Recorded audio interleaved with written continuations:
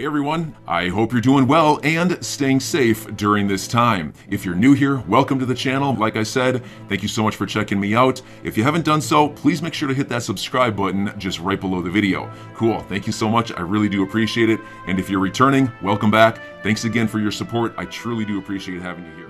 Ripple's ODL product close to achieving global coverage.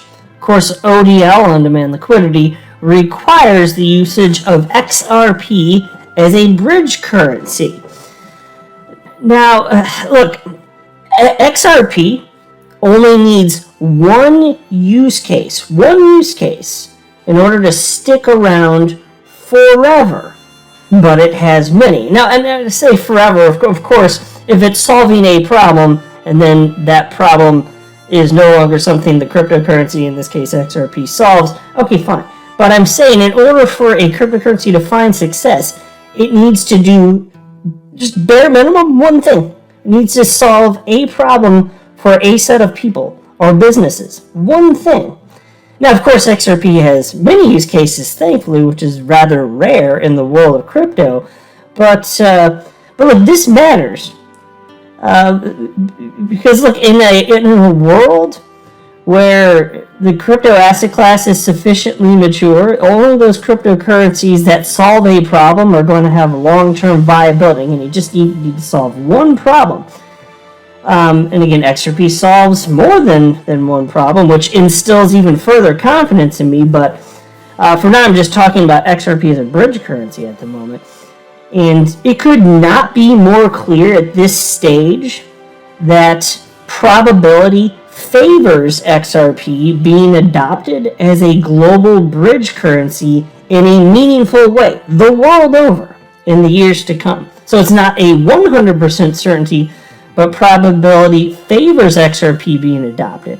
And so if my investment thesis is correct, which is basically that utility matters and will win the day, meaning if a cryptocurrency is solving real problems for real people, then it's going to stay, then we've got a winner here. And that is super duper rare. In fact, take a look at CoinMarketCap here. Look at the top left.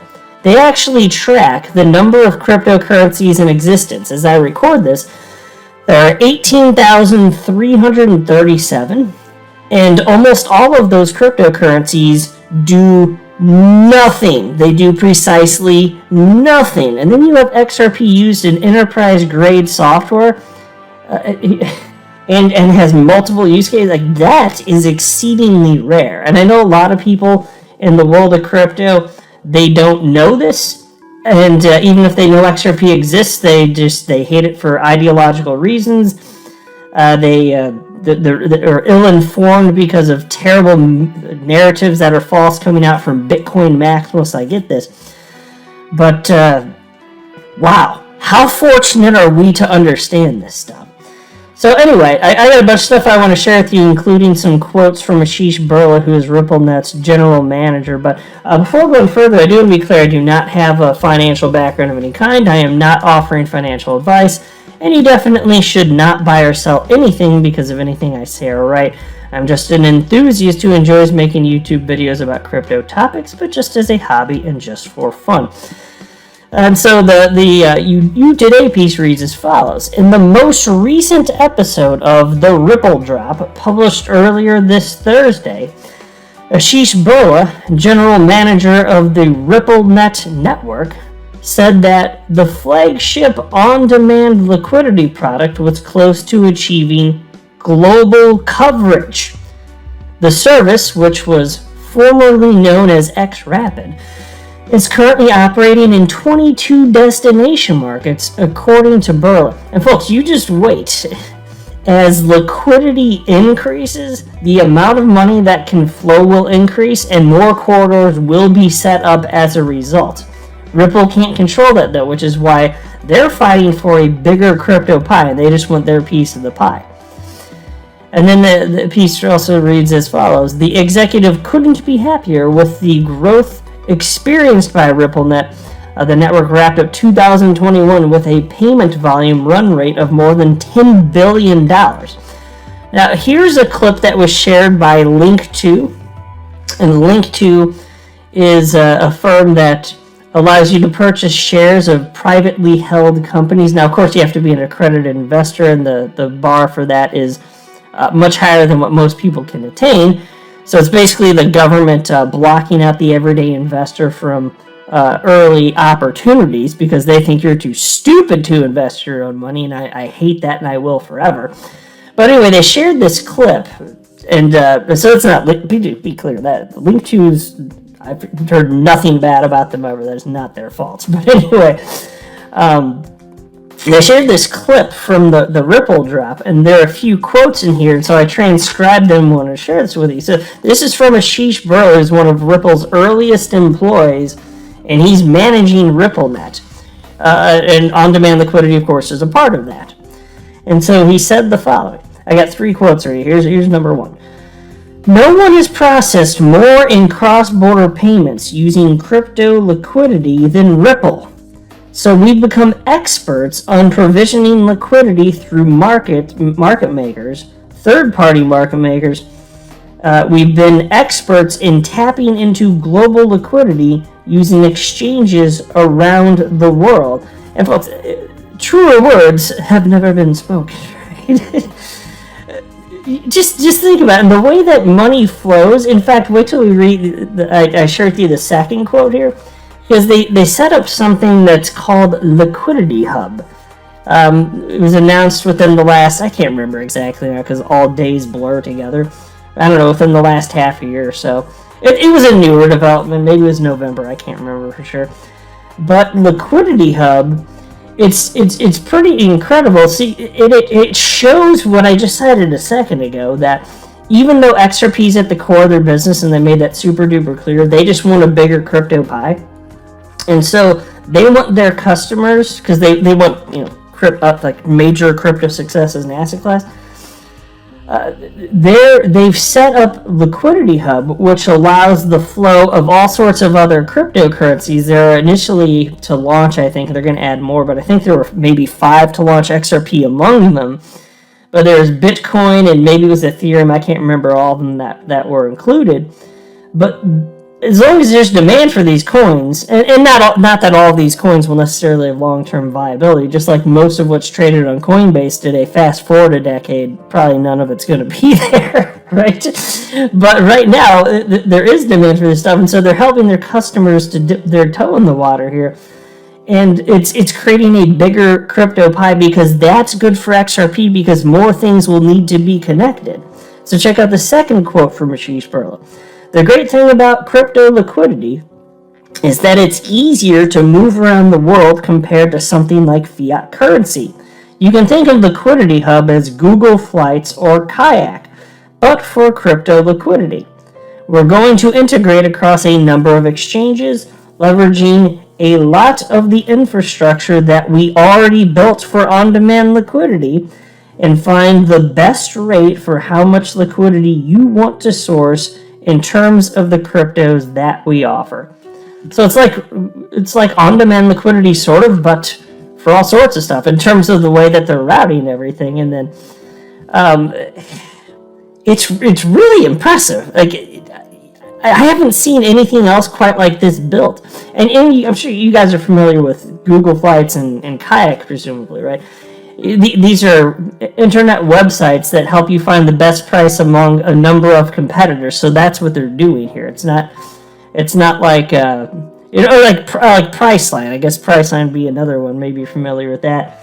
Pulls data from a bunch of different competitors, and you get to choose what makes sense. Well, if you want to source liquidity, here's the prices from you can get from various exchanges, and it'll tighten the spread. So that's cool too for crypto markets as they mature anyway. And you can source it via mostly technology, from what Ashish said, that already existed thanks to on-demand liquidity. And which crypto asset is the most efficient in terms of bridging?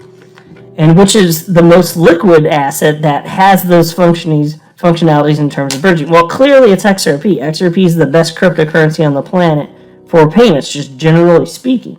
And here's a third quote from him.